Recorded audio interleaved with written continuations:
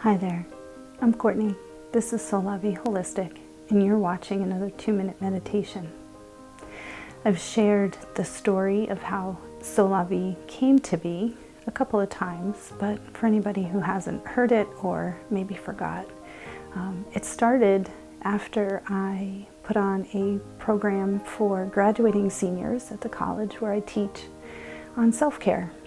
And so this idea of holistic self-care is really deeply entrenched in everything that this practice has grown into over the last few years.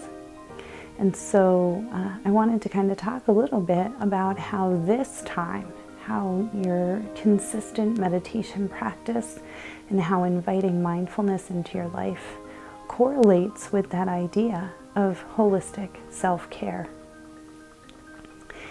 When I think about self-care, I recognize that we have some societal forces working against us. Predominantly this idea of, Instagram hashtag self-care, and how often surface level that is. And I also recognize that the people who are often most in need of some good self-care are ones who are already feeling so maxed out and so overwhelmed, and it just feels like another thing. And so I get a lot of pushback when I talk about self-care with folks. I'm just like, I can't do more than I'm already doing, even if it is supposed to be good for me. And so I try to approach that pushback and that kind of surface level understanding of self-care through the avenue of mindfulness.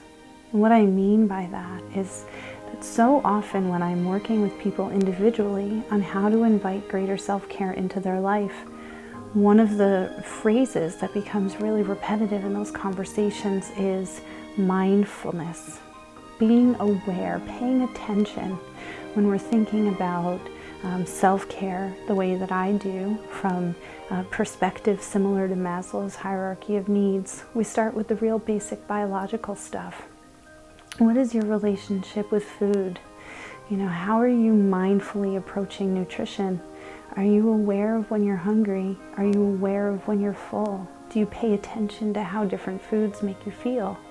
Do you think about the way being dehydrated versus properly hydrated makes your body feel? Are you in your body enough? Are you present enough to start to feel those differences? Can you pay attention to the way caffeine or alcohol or other types of substances feel in your body, how they change the way that you relate to the world around you? Can you just pay attention to that? And then start to make changes, not add more, not restrict, but just respond to what you're learning through paying attention. How can you use meditation to sleep better?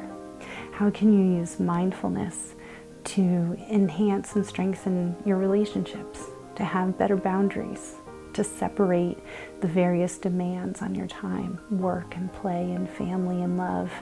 How can you create space for those things to exist and not always feel like they're pulling more and more from you to the point that you feel like you have no more to give? How can you use mindful gratitude and contemplation to grow spiritually, emotionally, psychologically? So it's all connected. Mindfulness, meditation, self-care. And I hope that this gives you a way to kind of approach that framework that starts to invite these into your life. And of course, I'm always here for support or to answer questions or to give tips or to help with accountability. So thanks for being with me today. I'll see you next time.